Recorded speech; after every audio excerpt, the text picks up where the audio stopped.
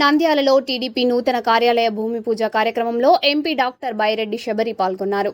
మహిళా రిజర్వేషన్ బిల్లును వ్యతిరేకించిన పార్టీలకు మహిళలే ఎన్నికల్లో గుణపాఠం చెప్పారని ఆమె వ్యాఖ్యానించారు.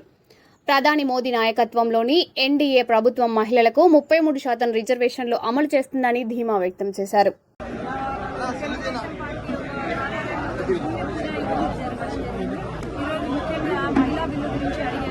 మహిళా బిల్లు ఏ రోజైతే ఆ రోజు సపోర్ట్ దొరకక మేము చాలా ఒక బాధలో ఉన్నాము. నేను ఆ రోజే చెప్పాను, ఎప్పుడైతే మహిళా బిల్లుకి వ్యతిరేకించినారో కొన్ని పార్టీలు, ఆ పార్టీలకు చీకటి రోజులు మొదలైనాయి అని ఆ రోజే నేను చెప్పాను.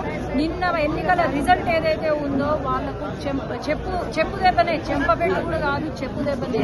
ఎందుకంటే ఆనాడు ఈ ఎంపీలు ఎవరైతే ఉన్నారో, మహిళా ఎంపీలు ఎవరైతే ఉన్నారో, డిఎంకే కానీ టీఎంసీ కానీ, ఆనాడు వాళ్ళు మహిళా బిల్లు రాలేదని చెప్పి డాన్సులు వేసినారు పార్లమెంట్లో. ఎంత బాధాకరమైన విషయం అంటే ఆనాడే నాకు అర్థమైపోయింది వీళ్ళ సిచ్యువేషన్ ఏందో.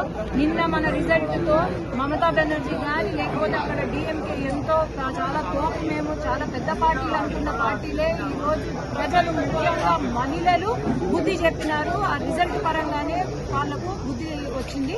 కాబట్టి ఖచ్చితంగా మహిళా బిల్లు మళ్ళీ ఇంకొక 6 నెలల్లో మళ్ళీ డీలిమిటేషన్తో పాటు పెట్టబోతున్నాము. ఖచ్చితంగా ఇది జరుగుతుంది. వచ్చే ఎన్నికలలో 33% రిజర్వేషన్, మహిళా రిజర్వేషన్ అమలు కాబోతుంది.